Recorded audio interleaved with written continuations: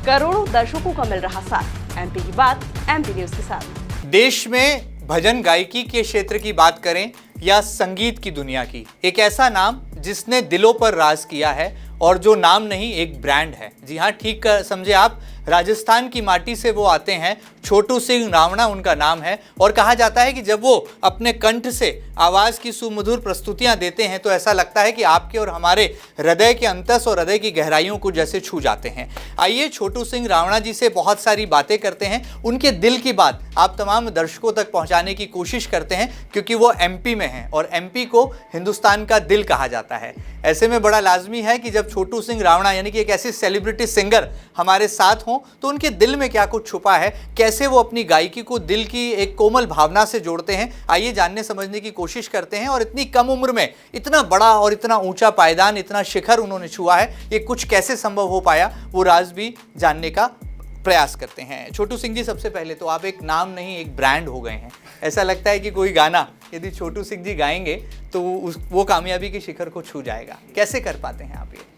आप तारीफ कर रहे हैं, बाकी मुझे नहीं पता ऐसा कुछ। हाँ, ये है कि कृपा है भगवान की, जो गाते हैं वो चल जाता है।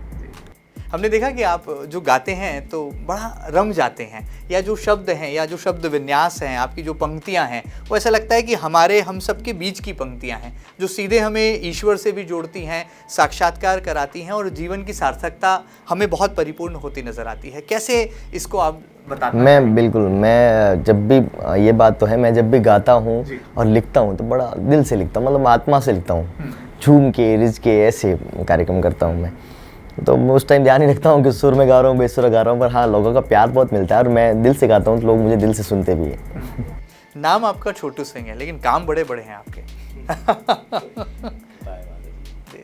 अच्छा, आपका ये नाम छोटू सिंह यही नाम है? मूल नाम क्या है? क्योंकि बहुत से लोग जो हैं आपको, क्योंकि आप सेलिब्रिटी सिंगर हैं, तो जो नाम एक बार ट्रेंड में आ जाता है लोग उसी से आपको पहचानने लगते हैं।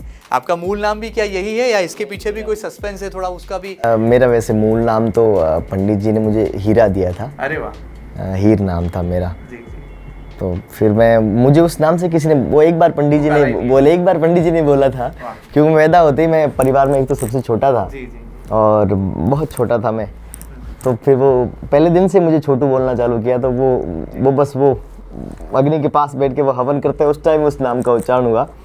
तो फिर वो नाम मेरे साथ छोटू इसलिए जुड़ गया कि मेरे माता पिता भी मुझे उस नाम से प्यार से बोलते और पिताजी बोलते थे, तो वो नाम मुझे बहुत अच्छा लगा।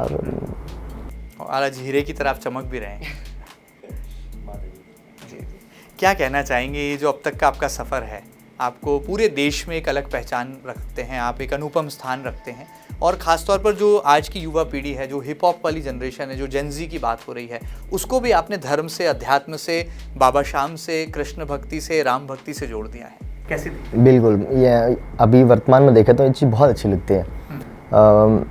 लोग इस समय में, आपने कहा जेन जी के इस दौर में, युवा भजनों के लिए तड़पते हैं, भजनों के लिए मरते हैं और हज़ारों की भीड़ आती है। तो ये कहीं ना कहीं इनके अंदर बैठे हुए भगवान की ही छवि है और इनकी युवाओं की जो वर्तमान में जो भजनों की ओर जा रहे हैं, उनकी आत्मा बड़ी पवित्र है, वरना भजनों के लिए किसके पास समय पड़ा है। और हमारे यहाँ तो ये भ्रांति फैला गई है कि भजन एक उम्र के बाद का समय, पर आजकल के युवाओं तो मैं कहूँ उससे छोटे बच्चे जो जिनको गेम खेलना होता है, जिनको और वीडियोस देखने होते हैं, वो भी भजन सुनते हैं। जैसे किसी बच्चे को बोल दोगे 3 बाण की धारी तो पूरा गा देगा। तो ये कहीं ना कहीं भगवान की कृपा भी और इस समय की, मैं नहीं कहता मेरी मेहनत है, पर हम सब मिलकर थोड़ा थोड़ा कर रहे हैं, तो उसमें बड़ा अच्छा परिवर्तन आ रहा है और बहुत युवा विशेष करके भजनों के बहुत अच्छा आगे आ रहे हैं। और यही आपका लक्ष्य भी है, हम ये कहते हैं। ये लक्ष्य भी है हमारा कि युवा भजनों को सुने, क्योंकि भजन और आध्यात्मिक की ओर जाने वाला आदमी कभी गलत दिशा में नहीं जाएगा। पहली चीज़, नशे के प्रति नहीं जाएगा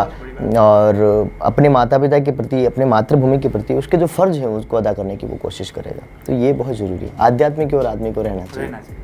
हमने सुना था कि जब आप छोटे थे तो आप तो क्रिकेटर बनना चाहते थे और आपने क्रिकेट खेला भी, स्टेट लेवल तक आप क्रिकेट खेलते थे, बड़े चौके छक्के लगाना, ऑलराउंडर जैसी आपकी भूमिका रही।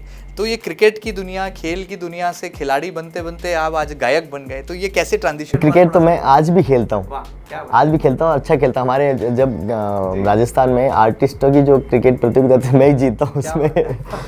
तो मुझे वो, जब भी मैं नहीं खेल पाता हूँ किसी दिन, तो मुझे याद करते हैं यार आप नहीं आए, मज़ा नहीं आया। तो वो तो होता ही। मुझे सच में मुझे क्रिकेटर ही बनना था, पर क्रिकेटर में कहते हैं ना वैकेंसी बहुत कम है, 11 आदमी हैं, वो 11 साल तक खेलते हैं।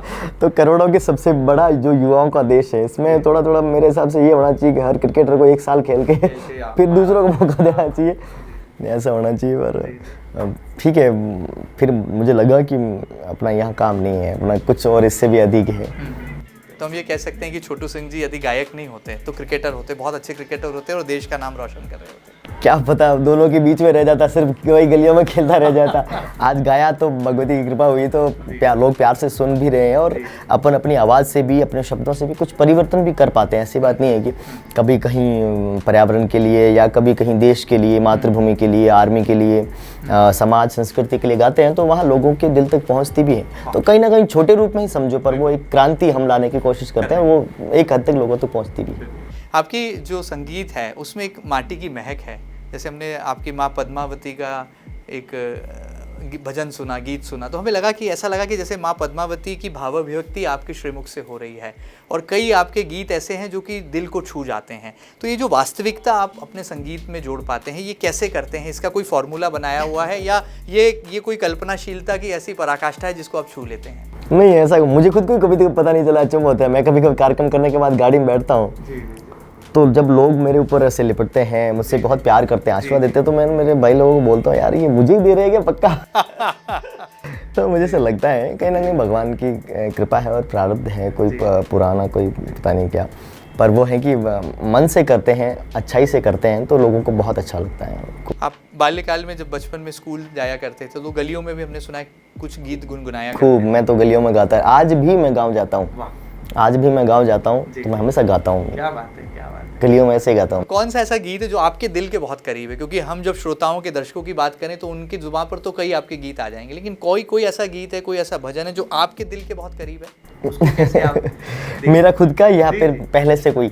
आपका खुद का तो मुझे लगता है वो ज़्यादा महत्व रखेगा आज सुनने वालों के लिए। आपने कहा ना पद्मावती जी का, तो मैं उस गीत को बहुत ज़्यादा महत्व देता हूँ, क्योंकि मैंने जब पहली बार कोई बहुत ज़बरदस्त चीज़ लिखी थी, और वो मैंने नहीं कहा कि ज़बरदस्त है, वो लोगों ने बहुत उसकी प्रशंसा करी और वो पूरे भारत में वो चला, और मतलब वो बड़े बड़े न्यूज़ चैनलों पर लोगों ने डिबेट में उन पंक्तियों को कहा भी, गाया भी।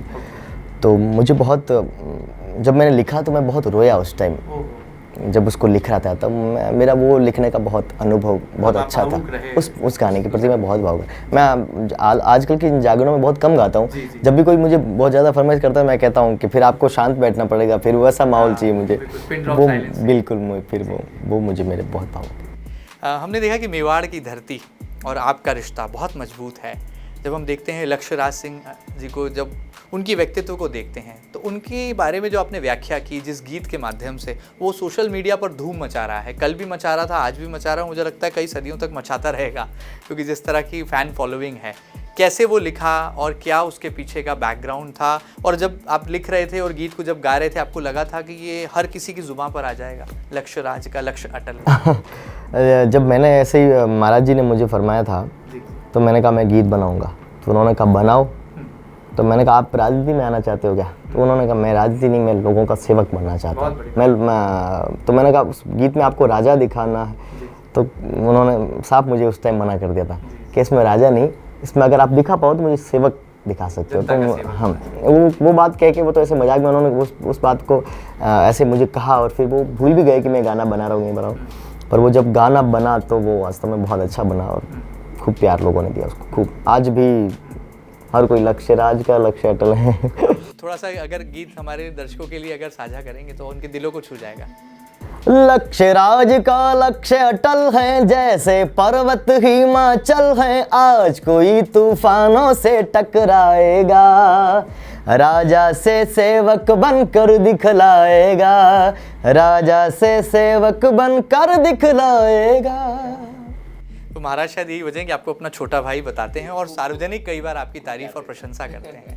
तो आपका और उनका कोई पिछले जन्म का रिश्ता बाकी था जो मुझे लग रहा है इस जन्म में आकर निभा है। ऐसा ही हो सकता है, बाकी मेरे जैसे आदमी को महल का नसीब है। ये आपका बड़प्पन है, उनका प्यार है। मैं कभी कभी उनको कहता हूँ, मैंने कहा मेरे कोई पुनर्जन्म के अच्छे कर्म है या फिर अपना कोई रिश्ता है, इसलिए बार बार यहाँ आपके दर्शन होते हैं। तो वो मेरे बहुत प्यार आशीर्वाद मेरे प्रति रखते हैं, नो डाउट। हम आपके जीवन को जब देखते हैं तो संघर्ष भी आपके इस करियर में रहा है, और संघर्ष का साया जिसके साथ रहता है, मुझे लगता है सफलता का जो बादल या सफलता का जो आसमान है उतना ही विराट होता है। और आज छोटू सिंह रावणा जी का भी वो सफलता का आसमान उतना ही बड़ा, उतना बड़ा कैनवास है। क्या कहना चाहेंगे आप? संघर्ष तो क्या है, अच्छी चीज़ें सिखाता है। संघर्ष जब जीवन में आता है, कठिनाई आती है, तो अपन को बहुत सारी चीज़ें, मैं तो संघर्ष को ही सबसे बड़ा गुरु मानता हूँ। हालांकि अपने जीवन में बहुत सारे गुरु होते हैं और मुझे तो आज तक गुरु ही मिले, चेला मिला ही नहीं है। पर संघर्ष, कठिनाइयाँ वो सबसे बड़े गुरु होते हैं। कठिनाई आती है तो पता चलता है आपके पास पावर क्या है। कठिनाई आती है, मुसीबत आती है तो आपको पता है आपके पास पैसे कितने हैं, बैंक बैलेंस कितना है, कौन आपका है, कौन पराया है, रिश्तेदार, सारी चीज़ों का खुलासा, सारी चीज़ों को आपके सामने आईने की तरह रख देता है। तो संघर्ष जीवन में होने चाहिए, मुझे लगता है सबके होने चाहिए। तो युवाओं को क्या कहना चाहेंगे जो छोटी छोटी बातों पर जो है सुसाइड की तरफ चले जाते हैं, जीवन लीला समाप्त कर लेते हैं, गलत संगत में चले जाते हैं? कोई गुरु मंत्र छोटू सिंह रावणा जी देना चाहेंगे? कोई सक्सेस टिप्स उनको आप देना चाहेंगे आज देश के नौजवान जो आपको इस वक्त सुन रहे हैं, देख रहे हैं? हाँ, मैं इस बात, आपने अच्छी बात बताई। जो ऐसी चीज़ों से थोड़ी बहुत मुसीबतों को देखकर टूट जाते हैं, घबरा जाते हैं, या फिर मन में सोचते हैं कि यार मर जाते हैं। आप जीवन में आए हो तो मरना कोई बहुत बड़ी बात नहीं है। जीवन जीना एक दिलेरों का काम होता है, बादशाहों का काम होता है। मरना तो कायरों का काम होता है। मरने में क्षण भर लगता है। पर मुझे लगता है जिस मुसीबत की आप प्रतीक्षा कर रहे हो कि वो आएगी, क्या होगा, उस मुसीबत के अगले ही क्षण आपके पास बहुत सारी खुशियाँ हैं, बहुत सारी कामयाबियाँ हैं, और इतना कुछ है जो ये सारी पीछे वाली चीज़ें आपको भुला देगी। ये मेरा अनुभव है। तो आप उस समय का प्रतीक्षा करो कि मुसीबत का पीक पॉइंट आ जाए, टॉप आ जाए, और उसके बाद जब आप वापस ढलान की ओर जाओगे तो आपको बहुत आनंद आएगा। और प्रतीक्षा करो उस मुसीबत को झेलने की। मैंने खुद ने झेली है तो मुझे उस चीज़ का अनुभव है कि मैं प्रतीक्षा करता था और भगवान पे, ईश्वर पे भरोसा रखता था। आने दे, कोई बात नहीं, आने दे। आजकल तो मुसीबत आती है, नहीं आती तो मैं ले लेता हूँ। अच्छा लगता है, मज़ा आता है, मज़ा आता है। अच्छा, हमने देखा बहुत क्रांतिकारी गायक हैं आप। जब भी गाते हैं तो क्रांति के लिए गाते हैं। आप चाहते हैं कि बदलाव हो, परिवर्तन हो, व्यवस्था से भी लड़ने की बात आपकी कई गीतों में हमने देखी है। एक वो गीत है कि जंगल में खलबली है, सिंहों की चाल है।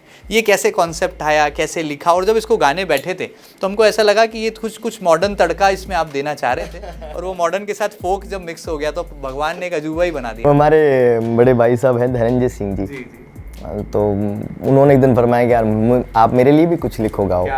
फरमाइश आने लगी मतलब? हाँ, तो मैं काफ़ी टाइम, मैंने साल भर उनको मैंने कहा आज लिखूंगा, कल लिखूंगा करके। एक दिन वो मुझे लेके ही चले गए, बोले नहीं लिखना पड़ेगा आपको। तो मतलब उन्होंने कहा कि नहीं आपको लिखना पड़ेगा। उन्होंने काफ़ी मेरे ऊपर वो प्यार दिया, मुझे कहा कि नहीं। तो फिर मैं कहा कुछ हटके ही अब की बार लिखते हैं। तो फिर उनके लिए वो मैंने गाना बनाया, जंगल में खलबली है, सिंहों की चाल। तो वो चल पड़ा एकदम से। हाँ, वो तो बड़ा सोशल मीडिया पर तो धूम मचा रहा है। वो कैसे, उसको आपने जब गाने की पहला प्रयास किया, अभ्यास किया, तो किस तरह का निकल के आया था? और जब फाइनल वर्जन आया तो लोगों के सामने तहलका ही मच गया। फाइनल वर्जन ही आता है मेरे पास सीधा ही। मैं तो जब बैठता हूँ तो मैं माता जी सब रियल, बस तुरंत मैं गाता हूँ। मैंने कंपोजिशन करी, लिरिक्स लिखा और तुरंत सीधा गा के मैं पीछे हो जाता हूँ। फिर मेरे म्यूजिक डायरेक्टर वगैरह वो अपना काम करें। मुखड़ा हमारे दर्शकों के साथ साझा करेंगे। जलती धरा पे चल दे, अन्याय को कुचल दे, माटी का लाल बन के निर्बल को अपना बल दे। अपना धनंजय धरा का लाल है, अपना धनंजय धरा का लाल है। जंगल में खलबली है, सिंहों की चाल है। जंगल में खलबली है, सिंहों की चाल है। हमने आपका व्यक्तित्व देखा, मुस्कुराता खिलखिलाता चेहरा, और एक सहज, एक सादगी, एक सरलता आपके व्यक्तित्व में कूट कूट कर भरी है। जैसा नाम है वैसा ही आपका अंदाज भी है। लेकिन क्या कभी क्रोध आता है? क्या कभी गुस्सा आता है? क्या कभी एंगर आता है? लगता है कि इसको सबक सिखाना ही है, ऐसा पल आता है जीवन? ये तो मेरे साथ वालों को पूछो। गुस्सा मुझे बहुत आता है, बहुत आता है गुस्सा। और गुस्सा आना लाजमी भी है मुझे लगता है। हाँ, पर गुस्सा मुझे ऐसे हर किसी पे नहीं आता। बहुत ज़्यादा बात बिगड़ जाए, मुझे लगे कि अब बोलना पड़ेगा, तब मुझे बहुत ज़्यादा गुस्सा आता है। और फिर मैं बहुत थोड़ा दुखी भी हो जाता हूँ। हाँ, फिर कुछ नहीं बचता। आर्या पार की लड़ाई। हाँ, आर्या पार की। फिर मैं ये नहीं, मैं मेरे नुकसान की कभी परवाह नहीं करता, कभी नहीं करता मैं कि मेरा अभी मैं लड़ाई कर रहा हूँ या फिर मेरा किसी से तू मैं हालांकि होता नहीं माता जी के पास। मैं सबसे प्यार करता हूँ बहुत ज़्यादा। कभी कभार कंट्रोवर्सी हो जाती है तो मैं फिर ये नहीं देखता मेरा नुकसान क्या हो रहा है, किससे लड़ रहा हूँ, मेरे से वो उस चीज़ की मैं परवाह। रणबांकुरों की धरती से आते हैं आप, और बता देते हैं कि रणबांकुरों की धरती। फिर पीछे नहीं हटते, जो होगा देखा जाएगा। नुकसान की परवाह नहीं करता। अच्छा, जो गायक, जो युवा आप जैसा बनना चाहते हैं, जो चाहते हैं कि छोटू सिंह रावणा जी आज लोकप्रियता के जिस शिखर पर हैं ऐसा वो बन पाएँ, तो उनको क्या कुछ कहेंगे, क्या मैसेज देंगे, कोई टिप्स देंगे कि वो भी आपकी तरफ कुछ पच्चिन आपके पच्चिनों पर चल पाएँ? हाँ, जो गाना चाहते हैं अच्छी चीज़ है, आप गाओ और बहुत प्यार से गाओ, लोगों को बहुत सारा प्यार दो। और भजन अगर गाना चाहते हो तो बहुत अच्छा है। भजन के अलावा भी संगीत में आप कुछ भी गा सकते हो, उसमें कोई ऐसा नहीं है, पाबंदियाँ किसी पे नहीं है। अच्छा सीखो और सीखने से ज़्यादा मैं आपको ये कहूँगा कि आप दिल से गाने की कोशिश करो, जो आपकी आत्मा जो आपको गवाए, क्योंकि संगीत अथाह सागर है। और मैं कह दूँ कि आप सीख के गाओ तो आप मुझे पूछोगे कि आपने क्या सीखा है, तो मैंने कुछ भी नहीं सीखा तो मैं ये नहीं कहूँगा कि आप सीख के गाओ, पर मैं कहता हूँ कि आप गाओ तो आत्मा से गाओ, जैसे दिल से गाओ, जो आप लोगों आपको सुने, पसंद आपका प्यार कर। हमने देखा कि छोटू सिंह रावणा जी ने राजा महाराजाओं पर तो बहुत गीत लिखे, क्या कभी ऐसा मौका आएगा देश के प्रधानमंत्री नरेंद्र मोदी जी के लिए भी छोटू सिंह रावणा कोई गीत लिखेंगे, कोई बोल, कोई गाना गाएंगे? हाँ बिल्कुल गाएंगे, मोदी जी के लिए मैं खूब गाता हूँ। मैंने 400 पार के लिए गाया, 400 पार हुई नहीं वो बात अलग है, मैंने उनके लिए गाया था। अभी मैंने एक गीत बना के रखा है। मोदी जी खुद बहुत शक्तिशाली है, उनको आवश्यकता नहीं है गीत की। ऐसा कभी मुझे लगा कि अब मेरे गीत की आवश्यकता है तो मैं गाऊँ तो अच्छा लगे, वरना कभी कभार आंदोलन तो खूब होते हैं तो मैं सबके उनके लिए नहीं गा पाता। कारण क्या, मुझे लगता है कि इस आंदोलन को शक्ति मिल चुकी है, ये अपनी चरम पे है और ये कुछ कर लेगा, तो मैं नहीं गाता। मुझे लगता है कि आप इस जगह को, इस सिचुएशन को, इस आदमी को मेरी आवश्यकता है। जैसे मैंने वो उदय होगा, उदय की इन किरणों पे, तो मैंने वो गाया, तो वो कांग्रेस से है हमारे उदय लाल जी, तो उन सबको लगता था कि मैं बीजेपी के लिए ही गाता हूँ। अच्छा, तो आपने वो विचारधारा का बंधन तोड़ दिया? हाँ नहीं, विचारधारा मेरी वही है, विचारधारा में वो कोई नहीं, पर मेरा संगीत किसी के अधीन नहीं है, मेरा वो स्वतंत्र है, मैं सबके लिए। कि उन्होंने मुझसे उम्मीद रखी, मुझे कहा कि हमारे लिए आप बना सकते हो क्या? तो मैंने कहा अवश्य बना सकता हूँ, क्यों नहीं बना, बिल्कुल। आप भी कांग्रेस में हो, कल बीजेपी में आ जाओगे वो ऐसा कुछ नहीं है। और पार्टियाँ सब अच्छी, लोग अच्छे होने चाहिए पार्टियाँ। चलिए, ज़्यादा समय नहीं लेंगे, आखिर में जाते जाते ये वो दौर है जब गायक भी विधायक बन रहे हैं। हमने बिहार का देखा, मैथिली ठाकुर एक लोक गायिका थी और अचानक से जो है भारतीय जनता पार्टी ने टिकट दिया, चुनाव लड़ी और अब विधायक है, सबसे कम उम्र के विधायक हैं। क्या भविष्य में ऐसा कोई पल आएगा कि छोटू सिंह रावणा के नाम के आगे भी हम MLA या मेंबर ऑफ पार्लियामेंट लिखा हुआ देख पाएंगे? पता नहीं, आपने कहाँ से लिखा क्योंकि व्यक्तित्व का कमाल है और आपकी गायकी का जादू तो है। हाँ, गा तो रहा हूँ मैं, पर ऐसा कभी राजनीति मुझे आती नहीं, मैं सही कहता हूँ। इतना आपने कहा ना, गुस्से वाला, मैं राजनीति का अगर नेता बन जाऊंगा तो मुझे लाभ और हानि दोनों की तुलना करनी पड़ेगी और दोनों को साथ लेकर चलना पड़ेगा, और विशेष करके उस चीज़ से डरना पड़ेगा जहाँ मेरा नुकसान हो। तो मौका लगेगा तो हाँ, अगर सेवा करने का मौका मिला तो अवश्य करूंगा, ऐसी कोई। पर राजनीति मुझे आती नहीं, मैं सीधा पहले कह देता हूँ। मुझे आप हर चीज़ को सीखने की प्रवृत्ति तो हमें हाँ बिल्कुल रखता हूँ दिल से। हाँ, पर सेवा करूँगा तो अच्छी तरीके से करूँगा, ऐसी कोई दिक्कत। चलिए, आखिर में जाते जाते ये पूरे इंदौर की और MP की फरमाइश है, 3 बाण के धारी तीनों बाण चलाओ ना। ये जो बोल हैं, ऐसा लगता है कि सीधे हमें श्याम जी से जोड़ देते हैं, और जब आप इसको गाते हैं तो रोम रोम में जो है हमें श्याम नजर आते हैं, उनकी अभिव्यक्ति होती है। जाते जाते छोटा सा मुखड़ा हमारे दर्शकों के लिए और एक मैसेज देते जाइएगा। बिल्कुल, पहले तो मैसेज दे देता हूँ मैं। इंदौर मुझे बहुत सारा प्यार देता है और मैं काफ़ी समय से इंदौर आ रहा हूँ, और अभी पिछले 2-3 महीने में तो मैं 2-3 बार आ गया। इंदौर के लोग एक आपकी स्वच्छता में नंबर 1 तो आते ही हैं, संस्कारों में भी नंबर 1 आते हैं, क्योंकि यहाँ इंदौर में जो अभी कार्यक्रम मैं कर रहा हूँ, युवा अपने जन्म दिवस के उपलक्ष्य में बाबा के कीर्तन करवा रहे हैं, ये अपने में बहुत बड़ी बात है और पूरे मध्य प्रदेश को ये मैसेज आता है, और मेरे द्वारा ये मैसेज राजस्थान तक पहुँचता है। और लोग मुझे कहते भी क्या इंदौर में कितने जन्मदिन मनाते हो, आप रोज आते हो, तो ये बहुत अच्छी बात है। तो मैं बहुत बहुत धन्यवाद उन युवाओं को, सारों को देना चाहता हूँ जो अपने जन्म दिवस पर कीर्तन करवाते हैं। मुझसे नहीं करवाते, किसी और से करवाए, पर करवाते हैं। आइए। बिल्कुल। 3 बाण के धारी तीनों बाण चलाओ ना, मुश्किल में है दास तेरा, अब जल्दी आओ ना। 3 बाण के धारी तीनों बाण चलाओ ना, मुश्किल में है दास तेरा, अब जल्दी आओ ना।